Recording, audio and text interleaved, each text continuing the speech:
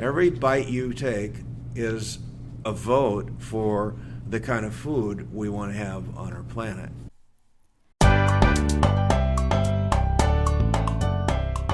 Welcome to the Wise Traditions Podcast, sponsored by the Weston A. Foundation for Wise Traditions in Food, Farming, and the Healing Arts. We are your source for scientific knowledge and traditional wisdom to help you achieve optimal health. I'm your host, Hilda Labrada-Gore. Today's guest is Will Winter, a holistic veterinarian. He's extremely knowledgeable and an expert on the natural rearing of pastured livestock, among many other things. He has recently founded the American Holistic Livestock Association. He is the local chapter leader for the Weston A. Foundation for Minneapolis-St. Paul.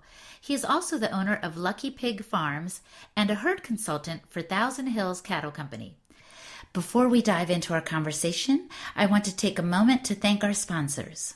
Radical Medicine, cutting-edge natural therapies that treat the root causes of disease at radicalmedicine.com. And BioCult, the experts in probiotics, biocult.com. And Real Milk, nature's perfect food at realmilk.com. Our conversation focuses on farming and how to find and enjoy the most nutrient-dense food possible. Listen in on our fun and frank talk recorded at the Wise Traditions Conference in Anaheim last fall. Hi, Will. Welcome to the podcast. Thank you very much. So I've heard you say something like, there was a time when an egg was still an egg. What are you trying to say? Is an egg not an egg anymore? Explain that.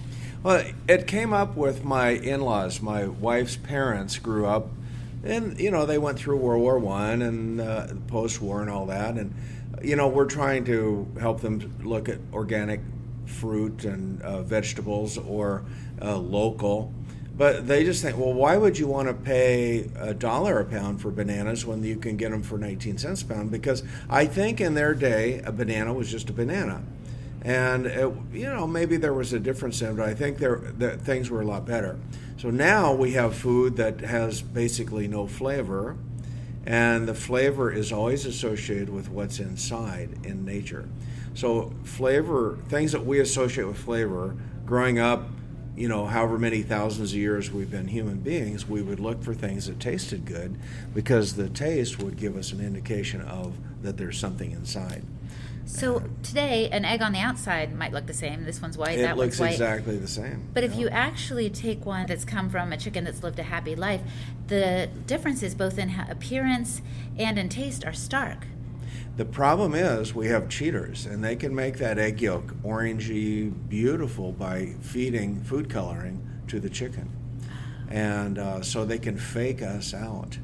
There's an incredible book. Mark Schatzker wrote this book, The Dorito Effect. And the reason he called it the Dorito Effect is a Dorito tastes like a taco. Yeah. But there's no cheese in it, there's no meat in it, there's not much of anything in it. It's a corn chip. And they were making corn chips for a really long time, and the sales were okay because a corn chip tasted like whatever you dipped it in. It was just a utensil you could eat. Well, they got the wild idea, well, why don't we make a Dorito taste like a taco? And it was like, holy, this is awesome. And the problem is there's nothing in it. So normally, if something tastes really good, this is again going back in time, you would eat a little bit and you would get full because it has nutrition in it, and you would be full and done deal. Well, with a bag of chips, you can eat a whole bag of chips because there's still nothing in it except calories, so you get fat. Yeah, I tell friends of mine that the reason you keep eating, people kind of get mad at themselves or feel guilty that they ate a whole bag of chips, but it's because their body is saying, keep sending it because I know the nutrients are coming, and the nutrients never come. That's what you're saying. You just hit the nail right on the head. That's exactly it. Now, I work for Thousand Hills Cattle Company, and I've got the vest on, and we sell 100% grass-fed beef, this gourmet grass-fed beef, and it's very nutrient-dense. So the funny thing is, people say, well, it's more expensive.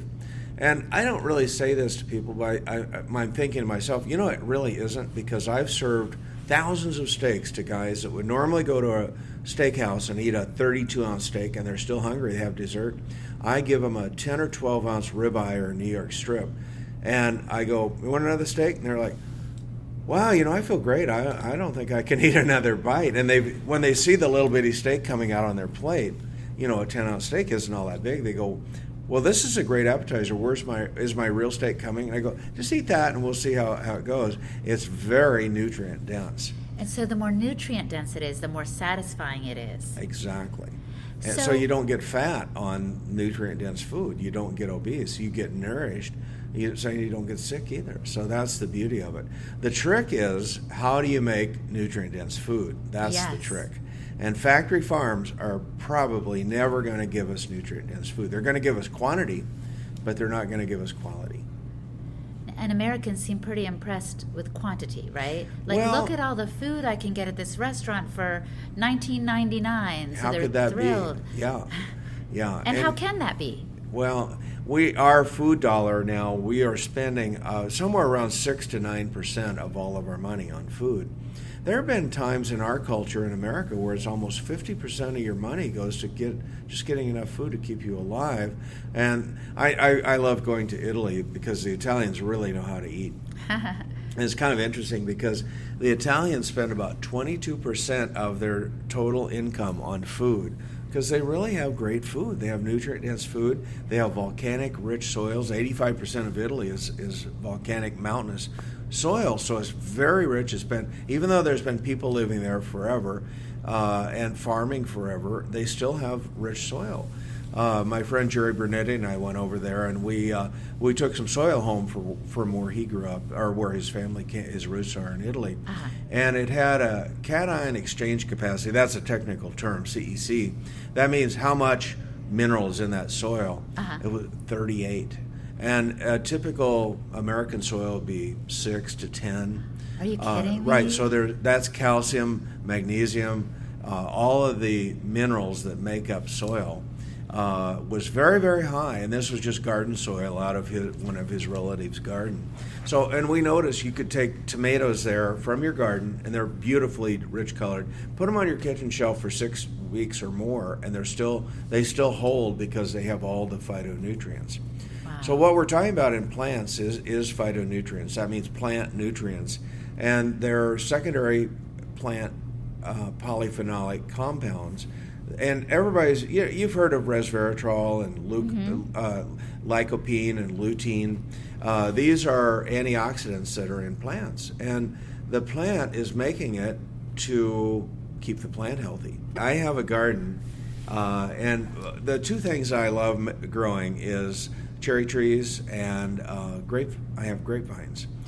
Well, what I'll do is I'll take a little instrument called a refractometer. It's a Brix refractometer, BRIX. And this is a little tool that costs you under $100, and it tells you the nutrient density of the plant. So what I do, and I live in Minnesota, so the trees are leafed out by May or June. So I'll take some of the leaves off the grapevines or the cherry trees, squeeze out a drop of sap, because the sap of a plant is like our blood. If somebody pulled blood from one of us and looked at it and looked like Kool-Aid, you could see through it. That's not good. That's bad. That means that's your blood. That's your nourishment.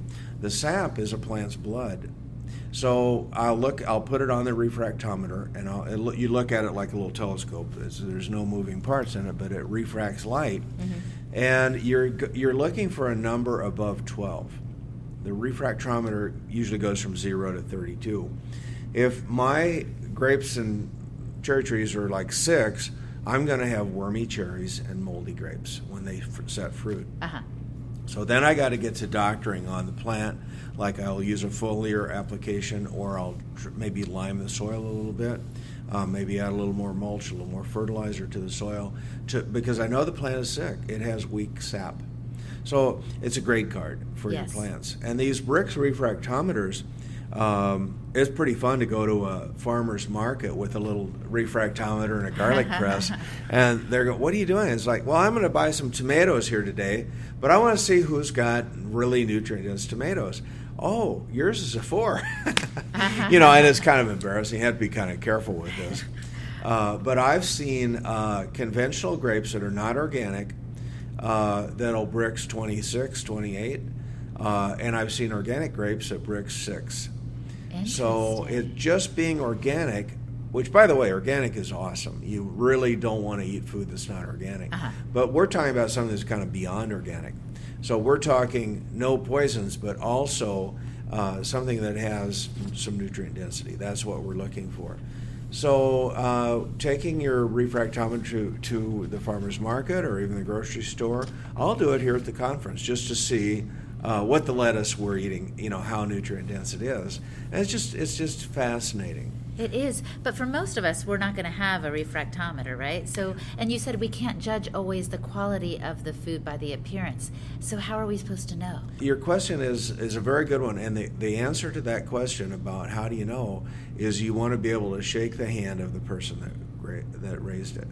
That's what's called local. That's my definition of local. Right. Do you know who raised those carrots you're eating?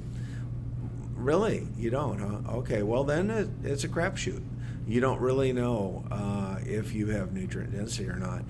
Sure, you can look at the color, you can look at the flavor, you can taste the flavor. You can go to their website perhaps and see if they're bragging about certain things that they're doing. It's really, isn't it all about education, like what you're doing here? People are, what I found in selling the grass-fed beef is people love being ignorant. We all do.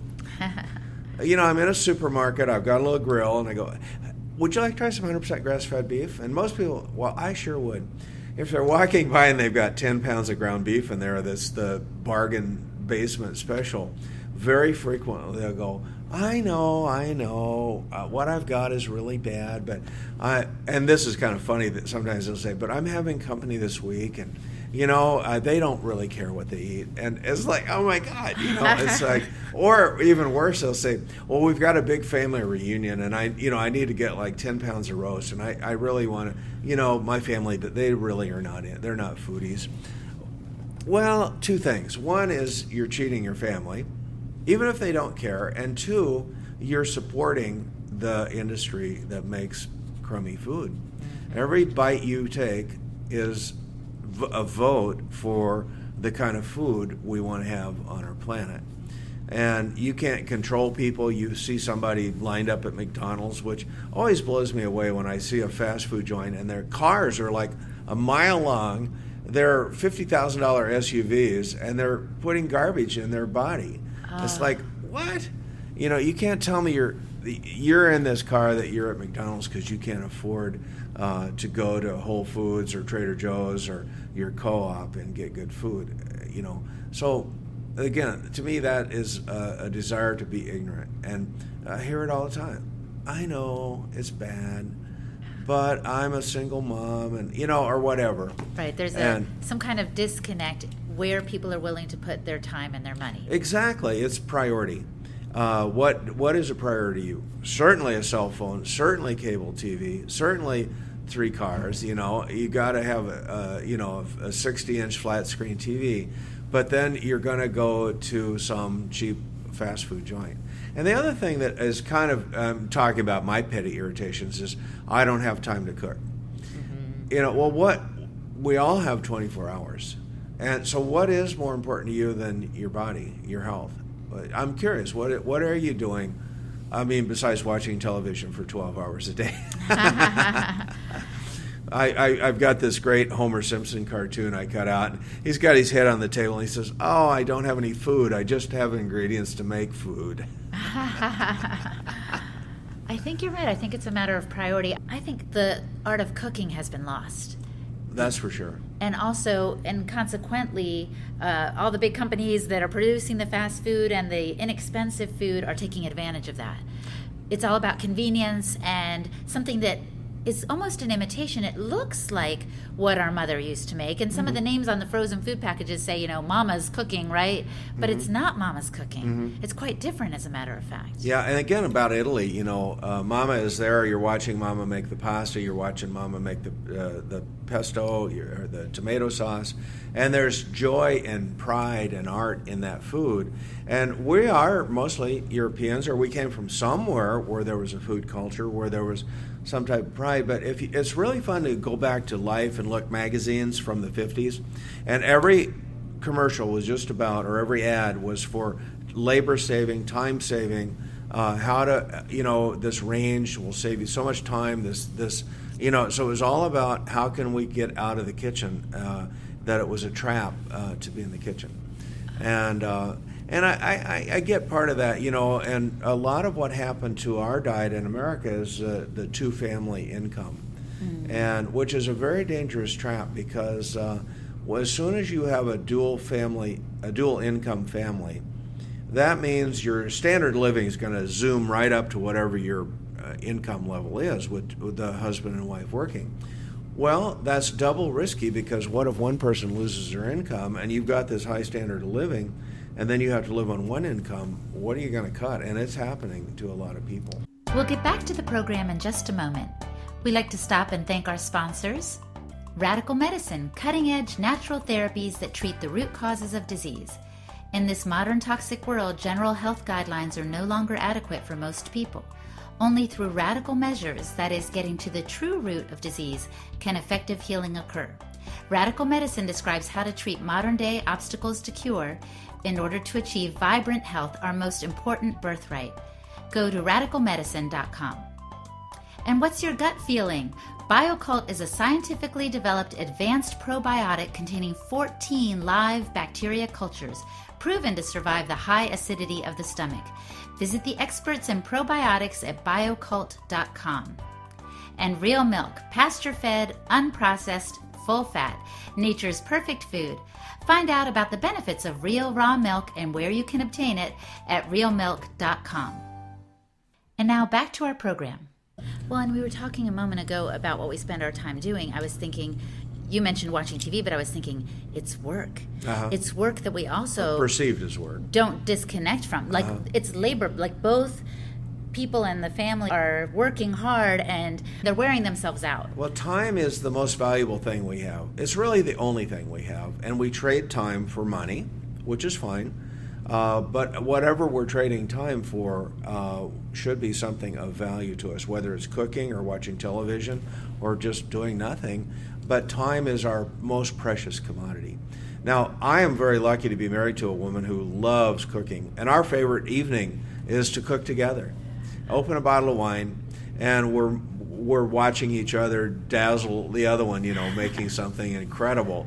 And then we're sitting there eating it, just feeling almost smug and guilty, like, this is so good. This is like the best chicken I've ever had. You couldn't buy chicken like this at any restaurant. Nobody has chicken like our chicken. We're clicking our wine glasses together. So it's a great date, sitting at home, having this meal that probably costs us half of what it would cost us at a restaurant, and we don't have to worry about crummy service, and we love washing the dishes together. So for us, it's become a really fun thing to do. But I'll tell you what, changing the subject a little bit, anybody can say what we've said. Sure. What I do is on the other end, where we have another type of amnesia, where farmers no longer know how to make food, and they're not rewarded for it, they're not paid for it, and they've lost that touch. Now, when I was in vet school, I was in the antibiotic era and the vaccine era and the wormer era. So what happened is in the 40s and 50s, they said, now you boys, you don't need to do all those minerals and kelp and all that stuff, because guess what? We've got these modern, if you got a sick animal, we'll just give it this penicillin. And we got these vaccines now. So you don't need to do all this fertilizer and stuff because we got these drugs. So it's a crutch that enabled you to not do all the work of raising healthy animals. So what I did is I started looking for antique farming books, agricultural books, veterinary books.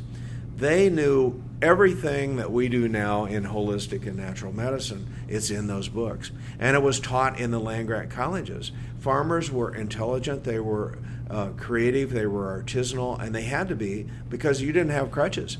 If you didn't have healthy animals, you weren't ranching.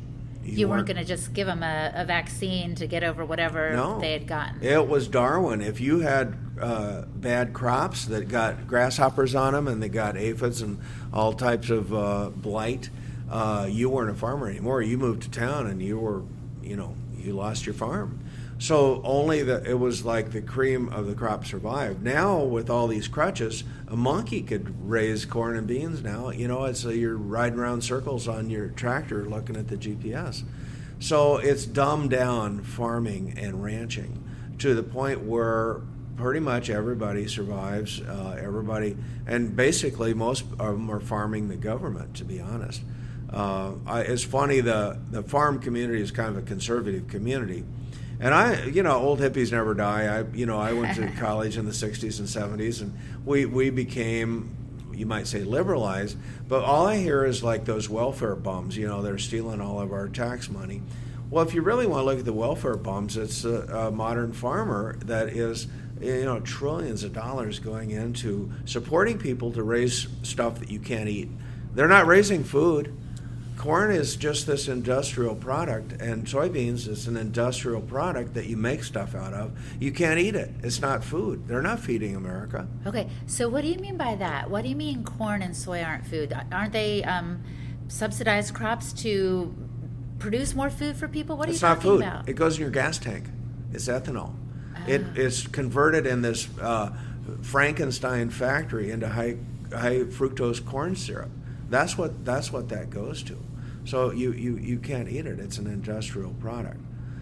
You try to eat one of those ears of corn. If you want to have a good laugh, there's a movie. I'll think of the name of it in a second. About corn. Do you know what I'm talking about? It's King Corn. King Corn. And in King Corn, these two college kids realized they both had a grandpa in the same small town in Iowa. It was like freaky, that serendipitous. So they went to this small town and they did this project. They wanted to do 1 acre of GMO corn, just like the farmers do it in Iowa. So this farmer let them have an acre in the middle of this monstrous cornfield.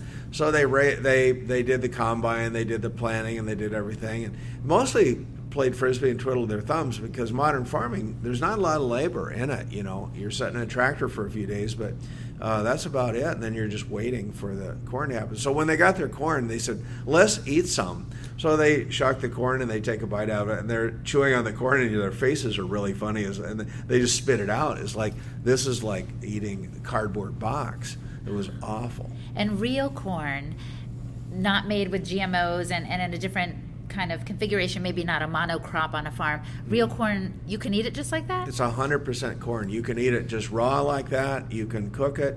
You can dry it. You can grind it. You can make cornmeal. I mean, that is food. That's one of the original foods that sustained the indigenous people in North America. All right, well, let's say this. Will, you've convinced me I want to eat some of this real food you're describing. I don't have money to go to Italy to get it from that rich soil you were describing. How can I get it? Well, for one, have a garden. And if you don't know how to garden, just plant something, and you'll learn so much. You'll have so much fun. Just throw some seeds in the ground and watch it grow. It's fascinating. You might end up with 1 ear of corn or 3 tomatoes or a couple of green beans, but they'll be the best ones you ever had in your life because you grew them. Uh-huh. And there's nothing more fun. Even if you live in a condo or an apartment, have a pot garden on your patio. Just get some pots of dirt and throw some plants, garden plants in there, even culinary herbs. You can raise your own herbs. So that's one way. That's by far the best way. The other way is through the Weston A. Price Foundation, where we're setting, eatwild.com. There's a bunch of sites where you can find places that have nutrient-dense, traditional, wonderful food. They're resource guides for finding good food. Wherever you live, I don't care where you live, you will find thousands of places across the country where you can get good food. Also, don't expect to find good food at any supermarket or big box store. Well, I was going to say, someone might say to you, gosh, that sounds like a lot of trouble. I've got to, plant a garden. I don't have time for that. And I don't really want to go to these websites. And I'm just going to pick up stuff at the store. What's the problem with that? Well, it's funny. I came from a farm family in Kansas, and all my cousins just about are dead. I've only got a few left, farm cousins. And the more they were working on our farm, the quicker they died. And I have cousins that died in their 30s and 40s of cancer. Because what has happened in my lifetime, every aunt and uncle I had a garden. We had a garden, and a big garden, and it would be a big production. We'd put up enough canned goods to last all winter long. And it was just part of life. Everybody had mason jars and cur jars, and we put up every kind of vegetable and fruit imaginable. Now my relatives, and most of them, I hate to say it, but they're too fat to walk out to the barn. They take the four-wheeler just to go to the barn because they don't walk anymore. They don't exercise. And they're too stiff and too stove up to even move. They get their food where they get their gas. They go to the Quick Trip or the 7-Eleven, and they're getting bread and milk and eggs at the Quick Trip. Or they're going to Wally World, to get their food, And again, we sell grass-fed beef.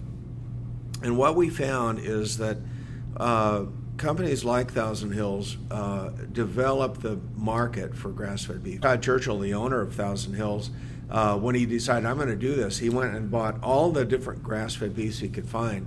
Some of it was the worst beef he'd ever eaten in his life. Some of it, though, was the best steak he'd ever had in his life. And he was trying to figure out, what is the difference? Why is some of it tough and gamey? And now know exactly how to make gourmet, 100% grass-fed beef that's tender, delicious, and nutritious, very nutrient-dense. We know how to do that end of it. So that's how he started the company. So when we put it out on the shelf at supermarkets and co-ops, our hamburger was $4.99 a pound in 2003.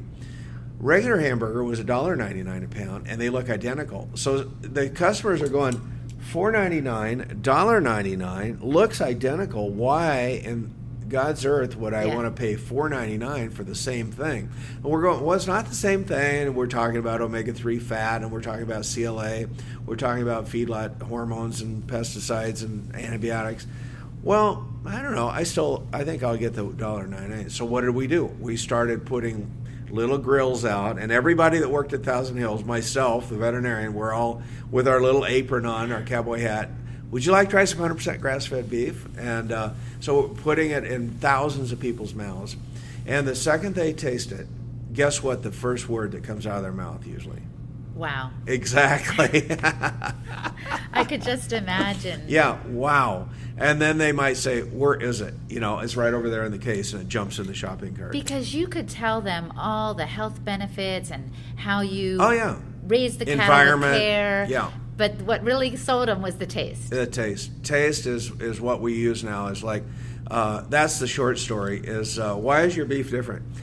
Taste it, and you'll know.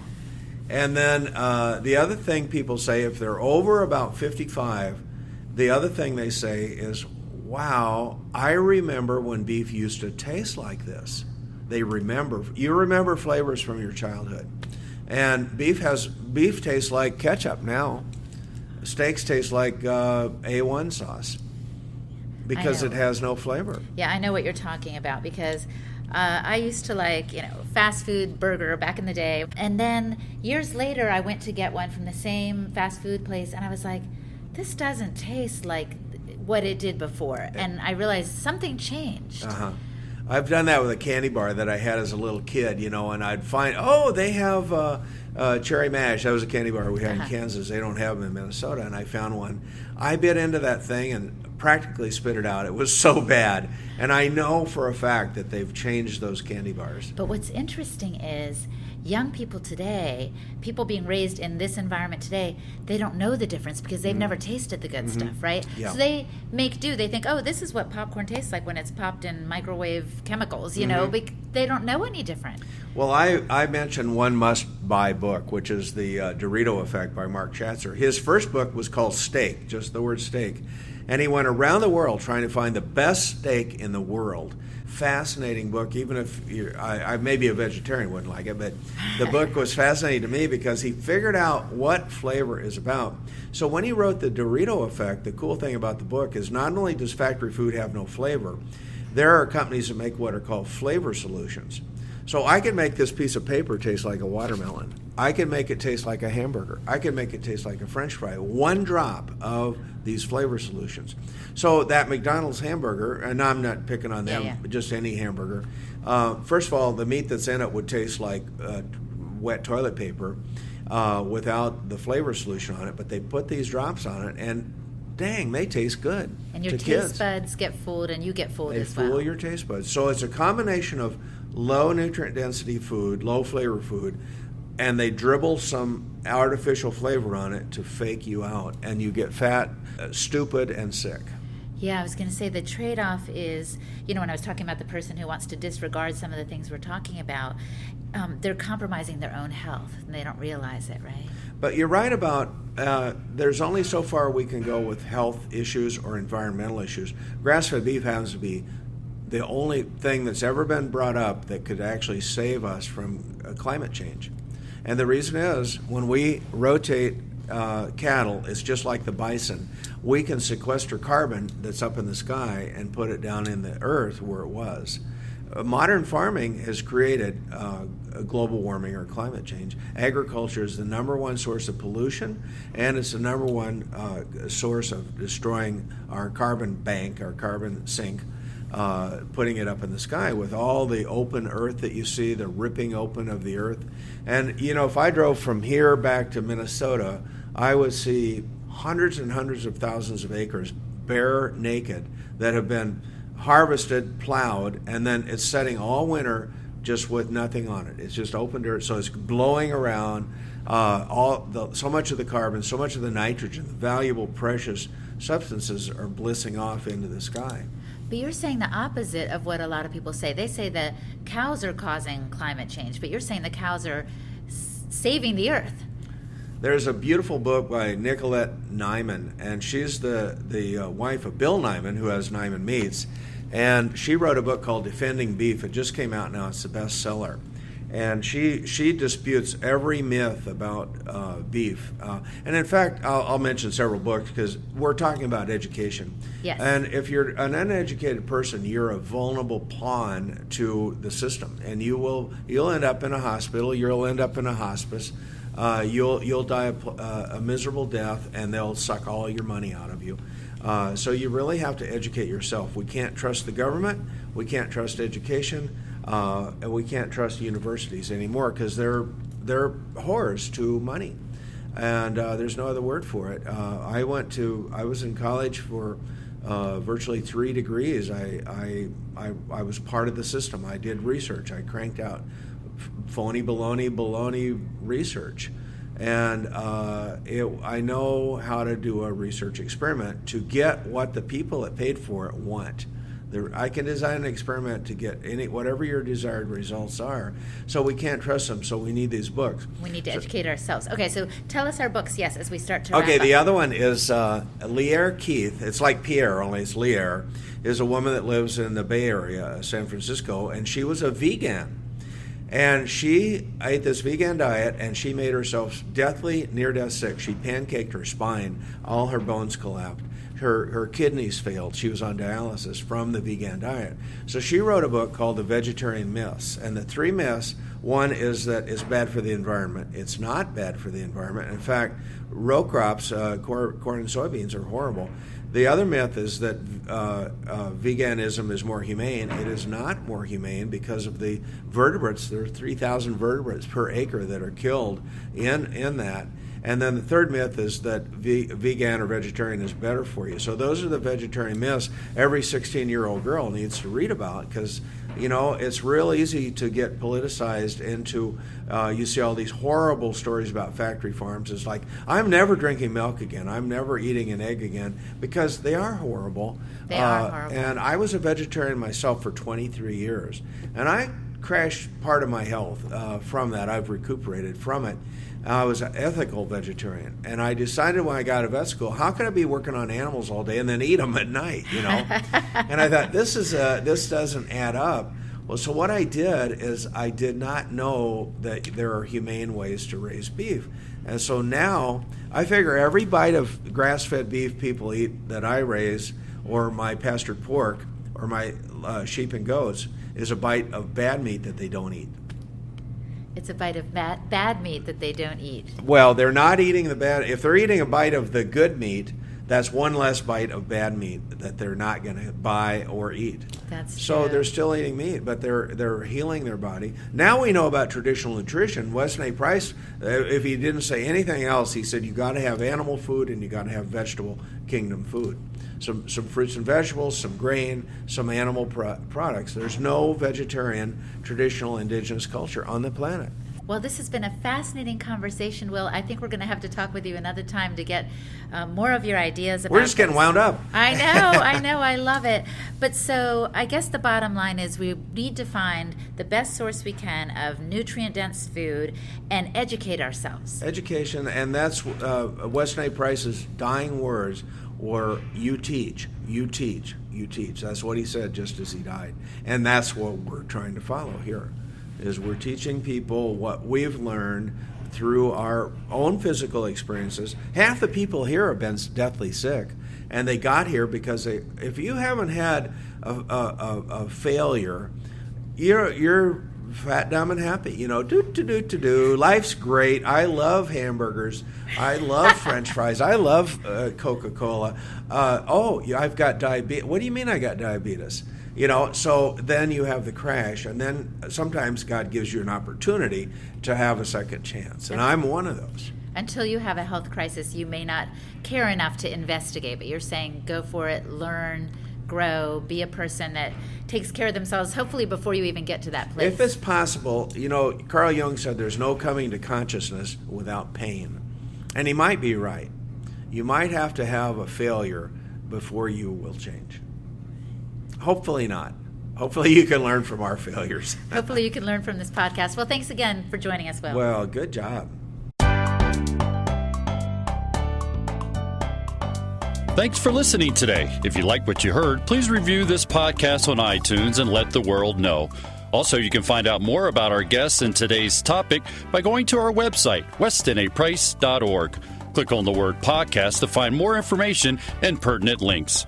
If you're interested in finding out more about healthy living in general, look for a Weston A. Price chapter near you. Again, go to our website, westonaprice.org, and click on the sidebar to find a local chapter.